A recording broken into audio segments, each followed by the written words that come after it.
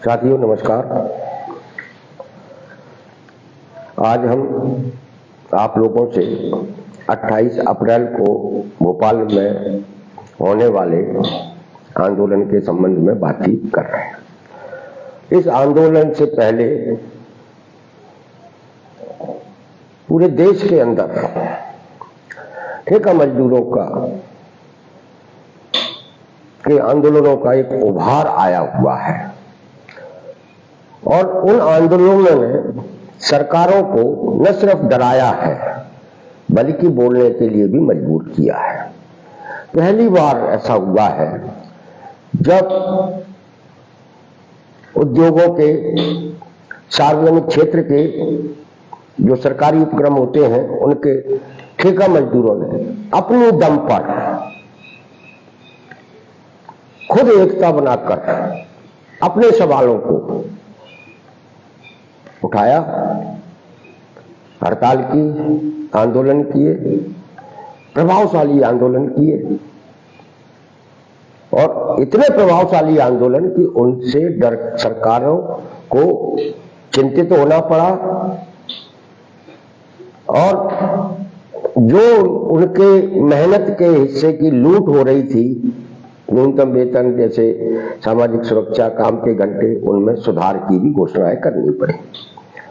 उत्तर प्रदेश के मुख्यमंत्री खुद घोषणा करने आ गया है, हरियाणा के भी मुख्यमंत्री ने घोषणाएं की, न्यूनतम वेतन में बढ़ोतरी भी की। उत्तर प्रदेश सरकार ने अभी नोएडा के लिए न्यूनतम वेतन में बढ़ोतरी की। ये तब सारी चीजें हैं।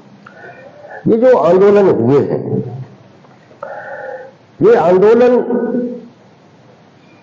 जो ठेका मजदूर है, जिसको आउटसोर्सिंग कर्मचारी कहते हैं, उनके साथ निरंतर होते चले आ रहे अन्याय की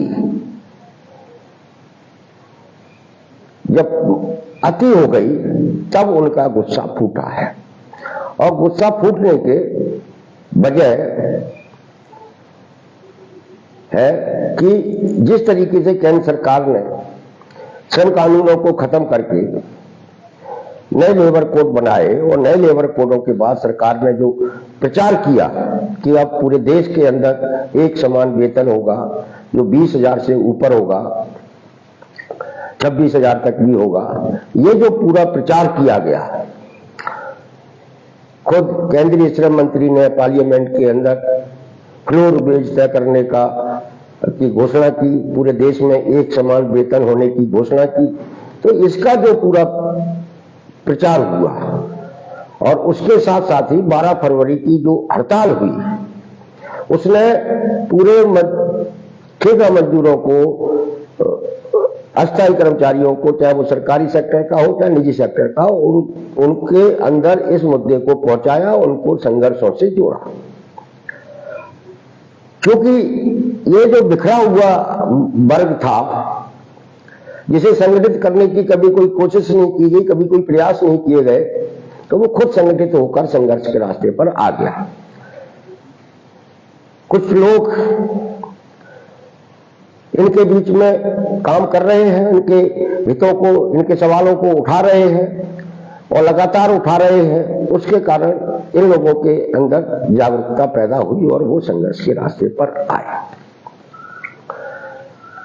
ये जो पूरे आंदोलनों की जो लहर उठी है वो मध्य प्रदेश तक भी पहुंची है। सिंगरौली में जो कुछ भी हुआ था वो हम पहले बता चुके हैं, हमारे पेज पर वहां की घटनाएं उपलब्ध है, वहां की हड़ताल। पीतमपुर में भी कई फैक्ट्रियों में ये आंदोलन हो रहे हैं, चल रहे हैं अभी तक, और वहां भी ठेका मजदूरों ने अपने मुद्दों को उठाया है। मध्य प्रदेश की सरकार भी चिंतित है, भयभीत है, डरी हुई है। उसे लग रहा है कि मध्य प्रदेश के अंदर भी इन कम वेतन पर काम करने वाला जो मेहनत कश वर्ग है वो संगठित होकर संघर्ष में आ गया, तब निश्चित रूप से सरकार की मुसीबतें बढ़ेंगी और वो एक्सपोज भी होगी। मध्य प्रदेश में अन्याय बहुत ज्यादा है, हर जगह। सरकारी सेक्टर की स्थिति आप सब लोग जानते हैं। पूरा सरकारी सेक्टर ठेके पे है या अस्थायी है। जिनसे बहुत कम पैसे में काम कराया जा रहा है, 3,000, 5,000, 7,000 में।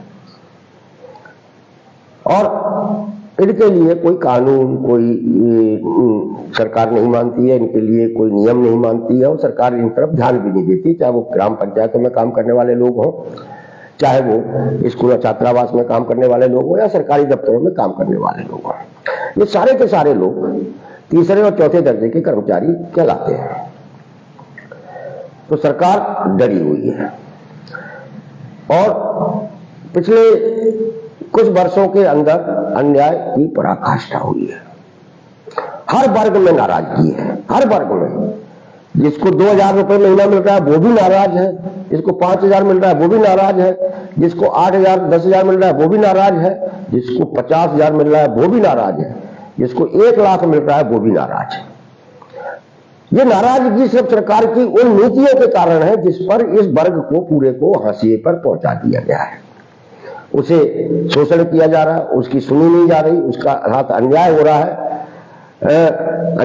है, और उसके ऊपर तरह तरह के अंकुश थोपे जा रहे हैं। कल आपने भोपाल में स्कूलों के शिक्षकों का आंदोलन देखा होगा। 50,000 से ज्यादा शिक्षक इकट्ठे हुए थे। वो अच्छे वेतन वाले शिक्षक हैं, अपने अपने साधनों से आया थे, लेकिन उनके ऊपर भी खतरे की घंटी टंगी हुई है। उनकी भी नौकरी पर तलवार लटकी हुई है। सरकार ने फरमान जारी कर दिया कि हम परीक्षा लेंगे और परीक्षा लेके जो फेल होगा उसकी छटनी कर दी जाएगी। वो भयभीत हैं, डरे हुए हैं, और जब भयभीत है, डरे हुए हैं, तो वो कल भोपाल में आए। आखिर सरकार को ऐसा क्या पड़ी है कि वो इस पूरे सरकारी सेक्टर को या वहां काम करने वाले लोगों को प्रचारित करने का, उनको भयभीत करने का, उनको डराने का, उनके अधिकारों में कटौती करने का काम करना पड़ रहा है। मध्य प्रदेश में सिर्फ शिक्षा विभाग ऐसा बचा है, और वो भी स्कूल ऐसे बचे हैं जहां पर सरकारी कर्मचारी काम कर रहे हैं शिक्षक के रूप में। उसका भी आधा अस्थायीकरण हो गया है, ठेकाकरण हो गया आधा। अतिथि शिक्षक है, वहां कुछ नहीं मिलता, नौकरियां सुरक्षित है। व्यावसायिक शिक्षक है, ठेके वाले, जिनको अपना आउटसोर्सिंग कह सकते हैं, ठेके वाले, कुछ नहीं मिलता, असुरक्षित है। अंशकालीन कर्मचारी है चौथे दर्जे के, 5,000 रुपया मिलते हैं। तो शिक्षा विभाग बचाता है जहां पर 2-2.5 लाख सरकारी कर्मचारी हैं, लेकिन सरकार उस शिक्षा विभाग को खत्म करना चाहती है। एक एक करके धीरे धीरे सारे प्राइमरी और मिडिल स्कूल बंद किए जा रहे हैं, और जब मिडिल और प्राइमरी स्कूल बंद होंगे तो मास्टर अतिशेष होंगे, उनकी छटनी की जाएगी, बीआरएस दी जाएगी, और बीआरएस दी जाएगी। जब स्कूल ही नहीं होगा तो मास्टर को रख के क्या करेंगे? ये एक संकट था, ये खतरा। और सिर्फ स्कूल बंद होने से एक मास्टर की ही नौकरी नहीं जाती है, अतिथि शिक्षक भी रखे जाएंगे, वो भी नौकरी गई। वहां पर जो चतुर्श्रेणी कर्मचारी अंशकालीन है, अस्थायी है, चतुर्श्रेणी का वो भी नहीं रखा जाएगा, वो भी नौकरी कम हुई। वहां पर मध्याह्न भोजन कार्यकर्ता है जो बच्चों के लिए खाना बनाती हैं, वो भी बेरोजगार हो जाएंगे, उनका भी रोजगार छिन जाएगा। तो इस तरीके से एक बहुत बड़ा वर्ग जो है का रोजगार का संकट पर खतरा मंडरा रहा है। जब जो सरकार इस पढ़े लिखे बौद्धिक लोगों पर हमले कर रही है, उनको नहीं छोड़ रही है, तो आप कल्पना कर सकते हैं कि जो छोटा तबका है, छोटा कर्मचारी है, उसके साथ क्या सलूक किया जा रहा होगा। उस छोटे कर्मचारी को, जिसको अंशकालीन कहते हैं, उसके साथ तो प्रिंसिपल भी अन्याय करता है, छात्रावास अधीक्षक भी अन्याय करता है, और सरकार को अन्याय कर ही रही है 5,000 रुपया महीना देकर। ये खतरा है, संकट है, और इस संकट के कारण हर वर्ग में बेचैनी है, जो अब धीरे धीरे धीरे धीरे सड़कों पर दिखाई देने लगी है, और इसी से मध्य प्रदेश की सरकार भी डरी हुई है। उसे लग रहा है कि ये जो अन्याय के शिकार लोग हैं, ये इसी तरीके से अपने आंदोलनों के जरिए भोपाल के अंदर आते रहेंगे, तो उससे सरकार जो अपनी छवि बना रही है टेलीविजन के जरिए, भाषणों के जरिए, विज्ञापनों के जरिए उस छवि पर बड़ा प्रभाव पड़ेगा और सरकार की आलोचना होना शुरू हो जाएगी। ये सरकार को डर है, भीड़ का डर नहीं है उसको अपनी छवि बिगड़ने का डर है कि लोग ये सवाल करेंगे कि आखिर ये सरकार कर क्या रही है जब लोगों में इतनी नाराजगी है। और इसलिए सरकार ने भी अपने तमाम सारे षड्यंत्र रचना शुरू कर दिए हैं, तमाम सारे षड्यंत्र। आप लोग उस स्तर पर जाकर सोचते नहीं है, विचारते नहीं है, लेकिन सरकार ने भी अपने षड्यंत्रों को का जाल बिछाना शुरू कर दिया है। कल जो शिक्षकों का आंदोलन हुआ था उसमें भी क्या आप सोच रहे हैं कि वो उसके साथ भी बड़ी साजिश की गई, बहुत बड़े स्तर की साजिश की गई। पहले सरकार ने अपने समर्थक संगठनों को सक्रिय किया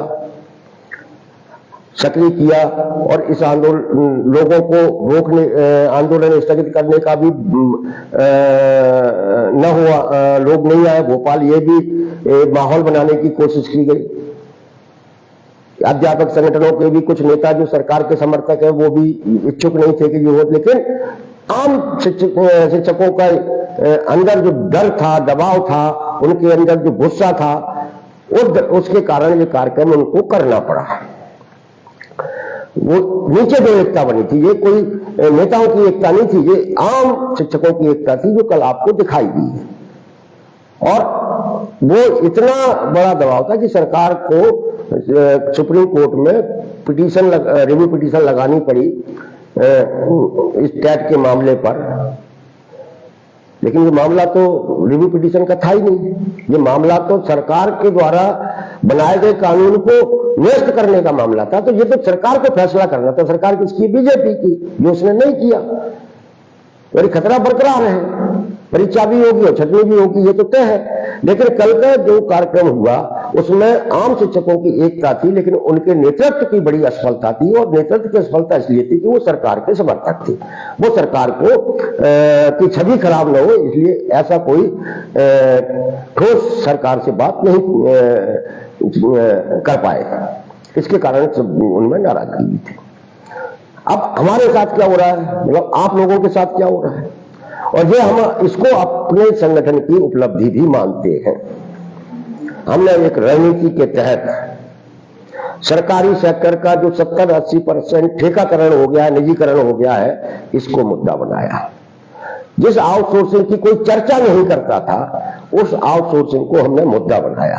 जिस अस्थायी कर्मचारी, पंचायत का चौकीदार, बैंक पंप ऑपरेटर, स्कूल छात्रावास के अंशकालीन कर्मचारी, अस्थायी कर्मचारी, चाहे वो एसएमडीसी के हो चाहे किसी के हो, जिनकी कोई बात नहीं करता, उनको हमने मुद्दा बनाया। ये मुद्दा क्यों बनाया?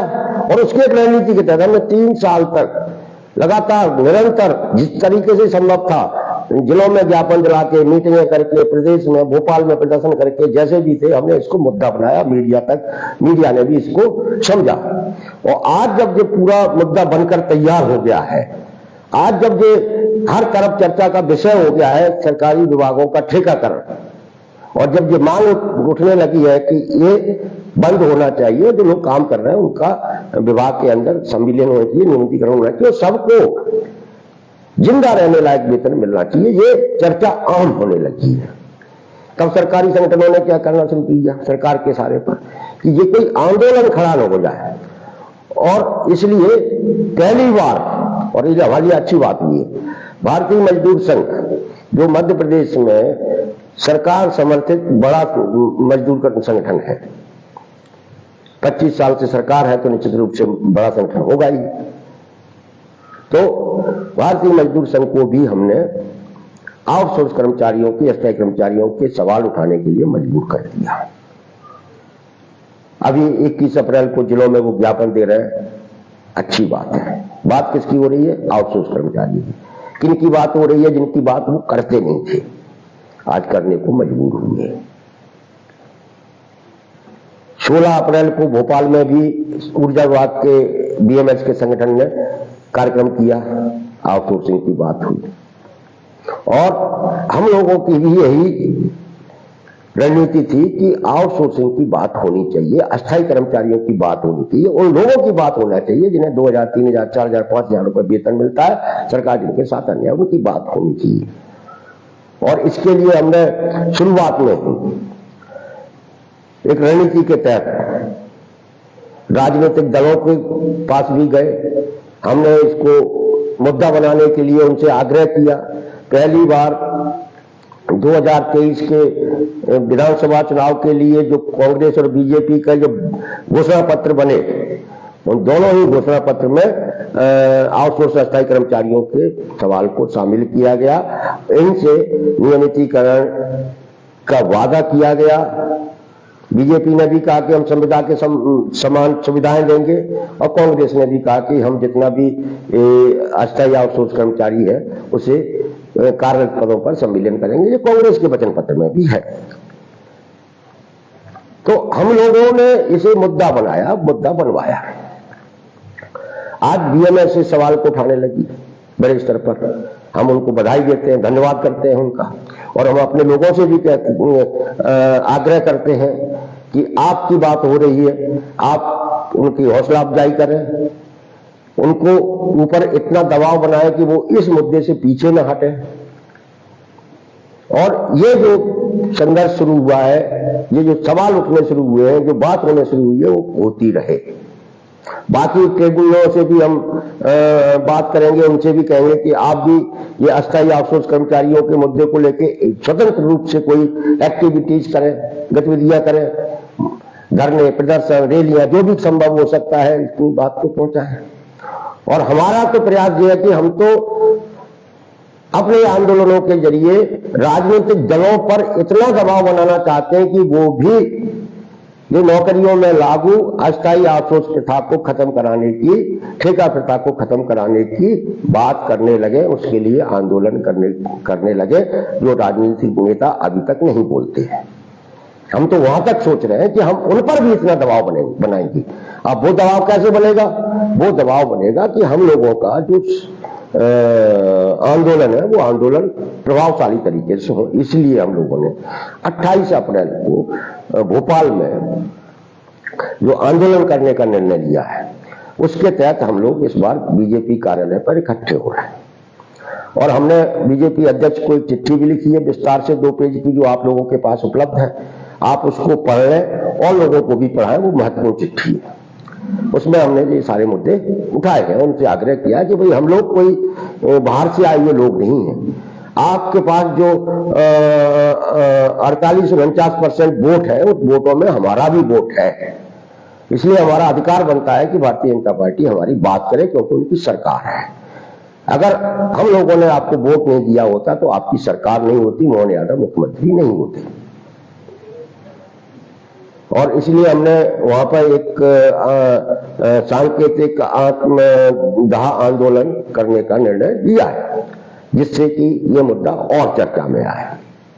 हम कांग्रेस के नेताओं से भी, उनके अध्यक्ष से भी इस मुद्दे पर बात करने के लिए कहेंगे। उनसे कहेंगे कि आपके पास भी जो 40% वोट है, उसमें हमारा भी 2-4-5% वोट है। इसलिए आप इन अस्थायी ठेका मजदूर श्रमिक कर्मचारियों की बात भी करिए। तो ये बात हम इसलिए बताई कि ये जो हमारा आंदोलन का, हमने कोई संगठन नहीं बनाया। हमने शुरू में स्पष्ट किया कि हम संगठन नहीं बना रहे, हम एक आंदोलन खड़ा कर रहे हैं। और इस आंदोलन के जरिए हम उन लोगों के सवालों को राजनीतिक क्षेत्र में चर्चा का विषय बनाना चाहते हैं, चर्चा मुद्दा बनाना चाहते हैं, और सरकार के तक इस मुद्दे को ले जाना चाहते हैं, जो आंदोलन से ही संभव है, संगठन से संभव नहीं है। और इसके लिए हमने अपने एक टीम तैयार की है, जो हमारी कोर कमेटी हो सकती है, जो हमारे अन्य पदाधिकारी के नाम से हो सकते हैं, वो अच्छे जुझारू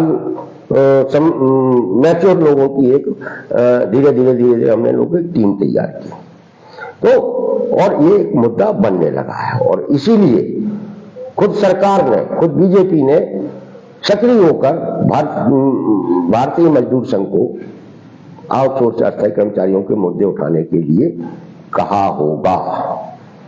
वरना 25 साल में कभी पीएमएस ने आउटसोर्स की बात नहीं की, लेकिन अब करने लगे हैं। अब क्यों करने लगे? कि उन्हें मालूम है कि ये कोई आंदोलन नीचे से खड़ा हो रहा है, और ये आंदोलन को जब तक विभाजित नहीं किया जाएगा, तब तक सरकार की को चैन नहीं आएगा। तो बीएमएस का आंदोलन हमारी एकता को कमजोर नहीं करेगा, बल्कि हमारे मुद्दे को और तेजी के साथ आगे बढ़ाएगा, मेरा अपना ऐसा मानना है। और आंदोलन में देखिए भीड़ कोई ज्यादा मायने नहीं रखती है, भीड़ हो अच्छी है, लेकिन भीड़ सब कुछ नहीं होती है। आंदोलन का मुद्दा सबसे महत्वपूर्ण होता है और हमारा मुद्दा बहुत महत्वपूर्ण है। अगर भीड़ से ही सब कुछ तय होता तो कल 1 लाख के करीब शिक्षक इकट्ठे हुए थे, वो टीईटी का आदेश निरस्त कराकर ही लौटते, नहीं करा पाए। स्कूल जो बंद हो रहे हैं उन्हें बंद होने से रुकवा सकते थे, लेकिन ऐसा भी नहीं किया। उनकी 20 साल की वरिष्ठता छीन ली गई, वो बहाल करा सकते, लेकिन ऐसा भी नहीं किया। उनके ऊपर ई अटेंडेंस ठोक दी गई है, उसको भी नहीं बंद करा पाए। क्यों नहीं करा पाए? क्योंकि वो कल जो उनका नेतृत्व था, वो नेतृत्व सिर्फ इस बात के लिए खुश था कि उनके जीवन में पहली बार इतने लोगों के सामने भाषण देने का मौका मिल रहा है, और वो सिर्फ भाषण देने के लिए कार्यक्रम होके रह गया। मालूम है उसमें और क्या मजे की बात है? वहां भाषण देने की एक फीस तय की गई जो 50,000 रुपए, जो 50,000 रुपए देगा वो वहां आके मंच पर भाषण देगा लाखों लोगों के सामने। पता ही कितनी शर्म की बात है। जिन संगठनों के अंदर ये सोच के लोग हो, वो अपने वर्ग का कभी भला नहीं कर सकते, और इसलिए पिछले 20 साल में मध्य प्रदेश में कोई भी कर्मचारी मजदूर आंदोलन जीता नहीं है। आज जब हमने एक टीम तैयार करना शुरू की है तो लोगों के अंदर खलबली मची है, सरकार के अंदर भी खलबली मची है, क्योंकि हमने ऐसे लोगों को तैयार किया है जो ईमानदारी से उन पीड़ित, शोषित, वंचित लोगों की बात कर रहे हैं। और ये काम गरीब के लिए, एक अस्थायी आउटसोर्स कर्मचारी के लिए काम करना कोई आसान काम नहीं है साथियों। आप जब किसी छात्रावास की अंशकालीन महिला कर्मचारी से बात करेंगे तो आप रात भर सो नहीं पाएंगे, वो इतने बड़े अन्याय की शिकार है। आप किसी अस्पताल में चले जाए, वहां पर आउटसोर्स के जो कर्मचारी हैं, महिला कर्मचारी हैं, उनसे बात कीजिए, उनकी पीड़ा को सुनिए, आपकी नींद उड़ जाएगी, आपका दिमाग चकरा जाएगा। हम जिन लोगों के बीच में काम कर रहे हैं वो इतने ही बड़े अन्याय के शिकार हैं, और इसलिए कोई इनके बीच में काम नहीं करता है।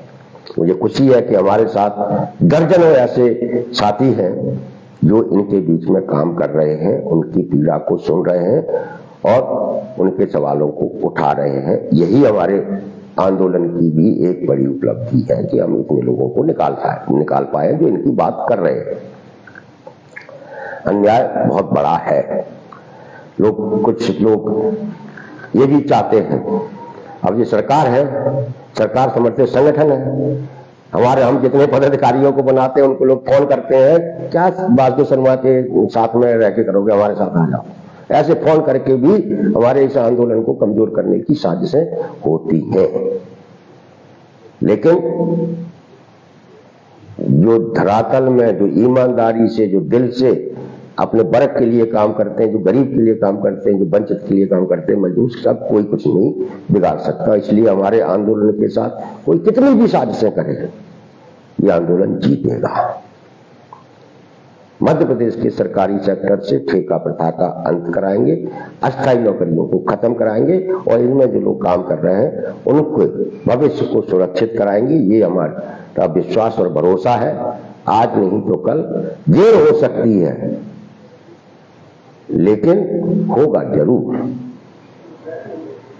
क्योंकि अंग्रेज भी ये माने बैठे थे कि अब हम हिंदुस्तान से नहीं जाएंगे, जाना पड़ा था। ये ठेका प्रथा लागू करने वाले लोग भी अगर ये माने बैठे हैं कि नहीं हमारा कोई कुछ नहीं बिगाड़ सकता, तो वो गलतफहमी उनको निकाल देनी चाहिए। तो साथियों, कल मैं भोपाल निकलूंगा। 28 अप्रैल के आंदोलन के लिए परमिशन वगैरह के बारे में चर्चा करेंगे, वहां अपने लोगों से मिलेंगे, और आप 28 अप्रैल को भोपाल आए। गर्मी बहुत है, इसलिए पानी की बोतल अपने साथ लाएं। हम लोगों ने बीजेपी कार्यालय के सामने 7 नंबर चौराहे को इसलिए चुना है कि वहां पर सड़क के ऊपर पुल है, तो नीचे छांव रहती है, बढ़िया छांव रहती है। हम सड़क पर रहेंगे छांव में, क्योंकि हम लोग किसी पार्क में या किसी मैदान में टेंट लगाने की स्थिति में नहीं है ऐसी गर्मी में। और ये बात हम प्रशासन को स्पष्ट कर देंगे कि हम अपना आंदोलन 7 नंबर पर आदरणीय पंडित दीनदयाल उपाध्याय जी की प्रतिमा पर करेंगे और वहां से रैली लेकर सीएम हाउस तक जाएंगे, छांव पुल के नीचे होते होते छांव में। तो साथियों, 28 तारीख के आंदोलन में अलग अलग विभागों से हमारे लोग काम कर रहे हैं और जिसमें अंशकालीन कर्मचारी अपने स्तर पर तैयारियां कर रहे हैं, वो आ रहे हैं, ग्राम पंचायतों के लोग आ रहे हैं, आयुष विभाग के जो अंशकालीन है वो भी आ रहे हैं और स्वास्थ्य विभाग, मेडिकल कॉलेज के आउटसोर्स कर्मचारी है वो भी बड़ी संख्या में आ रहे हैं, लोकल यूथ सर्वेयर है वो भी आ रहे हैं, हमारे शिक्षा विभाग के कंप्यूटर ऑपरेटर है वो भी आ रहे हैं, संदीपनी जो सीएम राज है उसके भी लोग आ रहे हैं और जो निकाले गए कर्मचारी है वो भी आ रहे हैं, बैंकिंग सेक्टर के भी लोग आ रहे हैं। कितने आते हैं वो एक अलग मुद्दा है, लेकिन इस आंदोलन में लगभग हर विभाग के लोगों का प्रतिनिधित्व रहेगा। इस बार ये फीडबैक हमारे पास आया है, आप सब आए और इस लोकतांत्रिक व्यवस्था में आंदोलन ही एक वो माध्यम है जिसके जरिए सरकार तक आप अपनी बात पहुंचा सकते हैं। हम यही करते चले आ रहे हैं। 3 साल में हम लोग कम से कम 50,000 से ज्यादा आवेदन सरकार को तक पहुंचा चुके हैं, जिसके कुछ नतीजे भी निकले हैं, लेकिन वो नतीजे ऐसे नहीं है कि जिससे हमारे लोगों का जीवन बदल सके।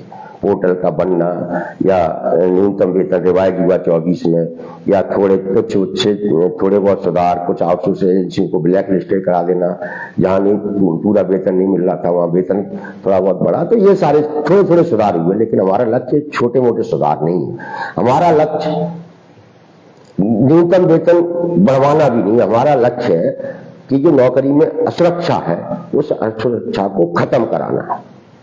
जब तक नौकरी में असुरक्षा बनी रहेगी तब तक आपके जीवन में अनिश्चितता बनी रहेगी और नौकरी में सुरक्षा तभी आ सकती है जब सरकार एक कोई अलग कैडर बनाकर आपका विभाग के अंदर सम्मिलन कर दे। हमारे लक्ष्य ये है और इसे हम हासिल करेंगे।